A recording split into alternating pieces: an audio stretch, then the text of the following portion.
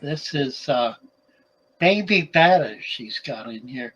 They, There's some oh blue yeah, shrimp. I need to clean out. I have to clean out the snails every once in a while because they do like to breed. Because I, feed them with. Let's see if I can't find the parents. But they were free swimming. So this is what the whole setup more or less looks like. You know. I'm going to get off so you can see this. Yeah. Well, I can't do it that way. Let's do it this way.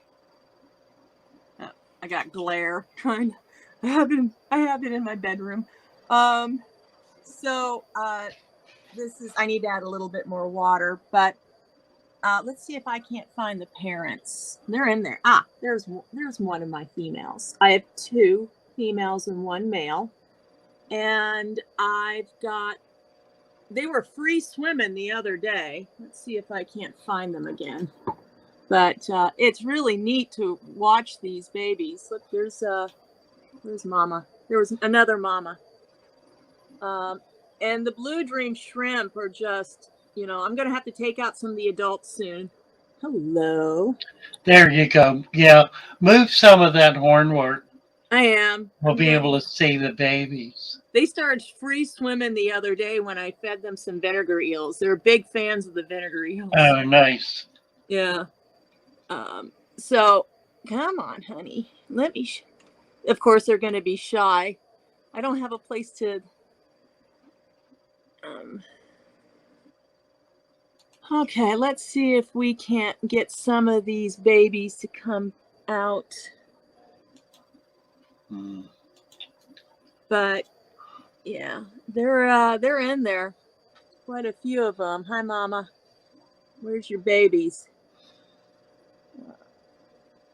There are probably 20 to 40 babies. Okay, look, there's one right there. Yep, see it right coming up. That's it. Yeah, that's one. They're probably all in between that filter. Yeah, I just saw another one.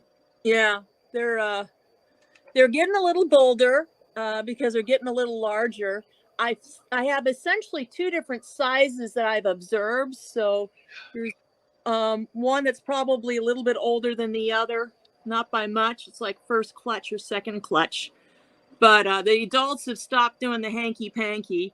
At one point, Daddy was chasing the females around, but I haven't taken out the adults.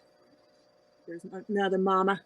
Come on, let's see if I can't encourage somebody to come to the. Oh! Right there, just again, we saw it dart. Yeah, that went down into the leaf. Oh wait, that was a scud. Okay, there is one there in the corner though. I just saw one. That looked like an adult though. Yeah, that's a scud. Jesus, get out of there. Oh well, it's kind of it's a natural setup. So the female. There's another baby. That's him right there. That is definitely another little baby. Yeah, right on the bottom. Yeah, right on the bottom. They kind of hide under the leaf litter sometimes. Now, come on. Come on. Let my camera focus. Yep. It's right in the middle. Yeah, that's him right in the middle. Yeah, that's the smaller one. The others are getting a little. Yeah. I mean, that's smaller of the 2 sizes that I see. So yeah, 2 months ago, there's 2 mamas. We got a polygamy thing going on here. Of course, wouldn't recommend a harem. Necessarily. Not a harem, right? All right. Wouldn't recommend it necessarily, but at this point, it's fish. But yeah, and look, there's another one over there. Yep, that's to large the left. clutch. Yeah. Nice. So, and then there's another one right there. Here, see? Right in the middle. Yeah. Yep, right in the middle, right among the moss. So they're getting pretty bold. Come on, no more glare. I wish there it is. Yeah, that's the nice. thing about streaming. There it goes. Yeah. I'm moving it around, so they're like, where's the food? So they're hanging out. if I were to take the hornwort out, I've seen quite a bit. A lot of them fall into, yeah. And then of course I have the blue dream shrimp in here that and they're breeding. I've discovered some very tiny babies. Hi, Mama. Look, she's got. Oh, here's another baby right there. Yep. Yeah. So. Yeah, right about the leaves. Yeah. At some point when they get large enough, but this is essentially the setup. It's the deep substrate. I put, I don't know, quite a bit of. Whoop, whoop, here's a baby. Oh. There they go. They're too big for the adults to eat, but you know, sometimes they do chase them back. Yeah, they're not going to eat them though. If they were going to eat them, they would be gone. Yeah. So, wonderful. Yeah. So what you're looking at is you're looking at a very rich food web. That means that there is sufficient natural food in that tank to provide for all those baby fish. That's why they're there, because from the time they hatched and came up off the bottom, they have had to be eating. Look at all the shrimp. Yeah. A piece of, yeah. I put piece of zucchini. Yeah. Oh, look, there's a baby over there right by the shark teeth. He's free swimming. Yeah, right above it. Yeah. Yeah.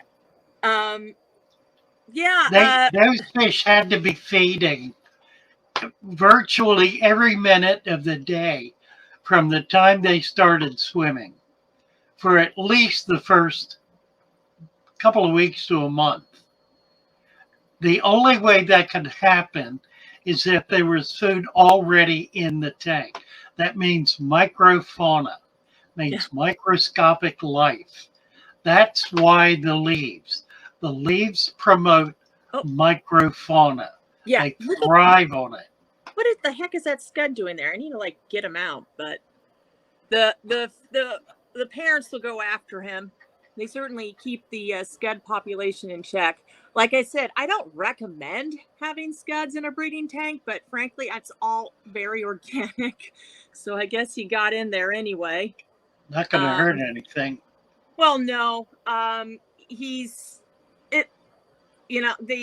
some point, you know, he's hiding because he's got natural predators in the tank. Right. Yeah. I saw one of the females try to get a grab at him, but he was pretty. So quick. How long has this tank been set up? 2 months. 2 months. Yeah, how long? Yeah, I do. How long ago? Well, how long have the adults been in there? So I put them in the very next day, and so 2 months. Yeah, and then and immediately, like the same day or the day after, they started doing what shall we say, the dance. Started spawning. Yeah. Yeah, almost immediately. But even though it was technically a new tank and a new setup, the leaf litter wasn't fresh. It was, it had been in, water. And then, it was a seed. Look, there's 2 of them right over there. Yep. And it was a seeded, like an old sponge filter, which is probably where the scud came in on. Just, a lot of organics. I even put a little bit of green water in there too. It was heavily, even though it was technically a new tank, there was the things in there had a sufficient amount of microfauna and it had the right circumstances to just keep going. I mean, the hornwort is out of control. What have you fed these? What kind of food have you put in? I put a little bit of everything in there. I was the vinegar eels. Oh, there's another baby. Vinegar eels, Daphnia, like the really tiny Daphnia, because apparently my Daphnia's got like different sizes. So I try to put like the baby Daphnia in there. Brine shrimp, I've done a brine shrimp hatchery, and then that's a whole other conversation. Look, there's another baby. That's I've so I've hatched baby brine shrimp, put him in there. Um, green water a little bit too. I black worms, but yeah, that was mostly for the adults. When it came, just to I never did anything beyond like live foods. It was strictly live foods, and then I would Okay. put this to feed the blue dream shrimp. They just love it. Then of course the snail population gets a little out of control, so I just have to scoop them up with a net and feed them to my pea puffers. That's the only downside when it comes to feeding like veggies. The snail population is going to get out of control, but it's an easy fix. You just scoop them up, make sure you don't scoop up any shrimp, and then just get rid of them. Yep. The easy way. But there's a blue dream shrimp female. She's got some eggs. There's another one. Yeah, they started doing, and I love the colors. Yeah, I mean, Yeah, at they're some really, point, yeah, that's nice that you've been able to keep that color. yeah, I that's why I like when I found some baby, I mean like really tiny baby blue dream shrimp, I ended up, carefully putting them back into this tank because I didn't have a separate tank set up. I don't want to, I guess you could say I'm a little bit, I don't want to, I want to keep the color pure. Is that, if that makes Right. any sense?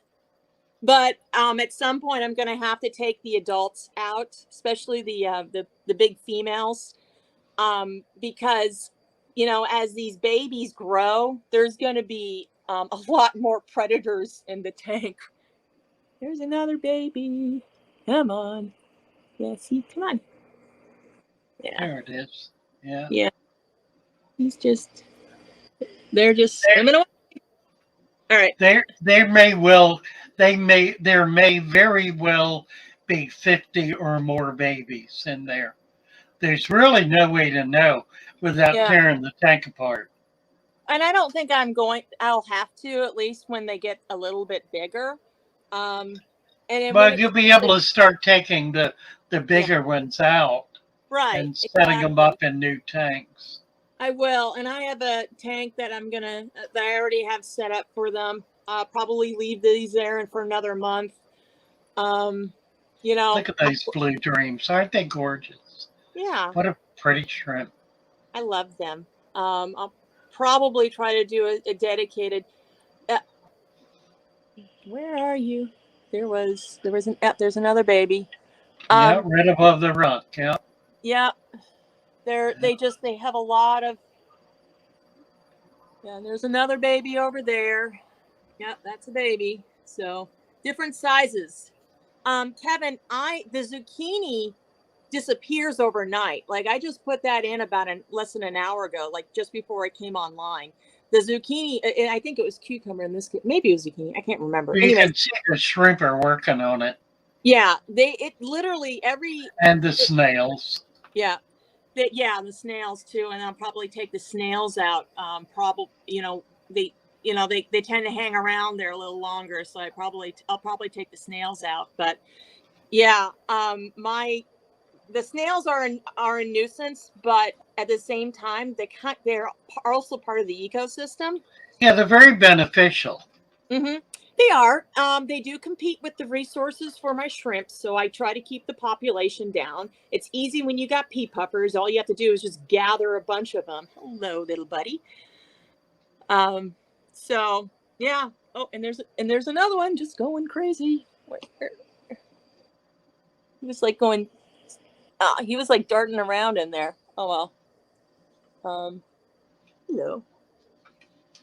But I generally speaking, I always thought that having nano fish and cherry shrimp was not a bad idea, because one of my first setups I had CPDs, even a beta fish, and red cherry shrimp. And when eventually I did break down that tank, I had so many red cherry shrimp babies. Oh my goodness. I know that in a dedicated, and actually even I know in a dedicated breeding tank for shrimp, you want, people say they have to be just simply dedicated, for the shrimp. But I actually found that nano fit, if as long as there's plenty of hiding places. I wonder if, you know, having some nano fish in there eating, yeah, maybe they might grab one or two of the babies, but they'll also grab any of the predators for these fish, for the shrimp. Yep. And so I kind of I've been very successful having a breed, when you're trying to breed shrimp, having small nano fish in there. It just, that's a baby, by the way. I think he's going to be a boy. Yeah. Oh, and this is my walstad bowl. I just sort of let it grow. I put, there's shrimp in here, like a lot of shrimp in here. Where's the zucchini I put in there? Oh, I don't know. Yeah, right there. There it is, right in the middle. Yeah. There's also there's a lot of red shrimp in there. There's also a baby Scarlet Badis in here. I saw him the other day. There's a lot of small little microfauna in here. See, I found a baby and I was like, I just threw a single baby in there just because I figured it could live. And I wasn't sure what was going on in the other tank. So there's a Scarlet Badis baby in there too, just hanging out, enjoying the microfauna. I put a little bit of vinegar eels in there just to see what would happen in this one, just like a tiny amount. And even the shrimp started eating them as well. Really? That's interesting. Yeah. So the zucchini is a feeding station. Mm-hmm. They're fish and the shrimp and the snails will continue coming to it. It's also under attack by microfauna. Oh, yeah. The portions of it, as they deteriorate and it softens, microfauna get into that as well. Well, I boiled them. So it's really a feeding station, and it's not going to foul the water. You can leave it in there permanently. It'll get very soft and mushy, but they'll continue to eat it, and it will not foul the water. Yeah, no, I found that these things never foul the water. I found that, that they get eaten or consumed overnight. The next morning, I usually find just the skin left. And the softer they get, the more they're eaten. Yeah, exactly. So that's how I can tell what the population is. Of course, the snail population tends to grow as well, which like I said, I just removed the male. Easy to do that when they're all in one place, if you will. The ram's horns are really the ones that are out of control. But I like to soften it. What was I trying to say? Yeah, they don't foul the water. I also throw the softened veggies into my blackworm culture. And what's really perfect. Yep. I'm doing some things with my blackworm culture right now. But what would essentially ends up happening is, imagine this in a black water culture. In the middle of this cucumber is completely gone, and all you can see are blackworms poking through it. Like she is parboiling. You do not have to do that. You can put zucchini particularly, or cucumber. You can just put slices in there, hard and cold, and they'll be fine. Yeah, but parboiling it makes it more accessible more quickly. Yeah, it breaks down faster. Yeah. But yeah, I mean, gosh, I don't think I've put any shrimp food or any, like, I think that's all I do is live food. I have frozen food as a backup, but that's really all I do is live food and veggies. I mean, cucumber right now is like 50 cents for one large one. So, that's great. Or the zucchini's, just as cheap. I've done lettuce as well. I've done sweet potato. I did carrots.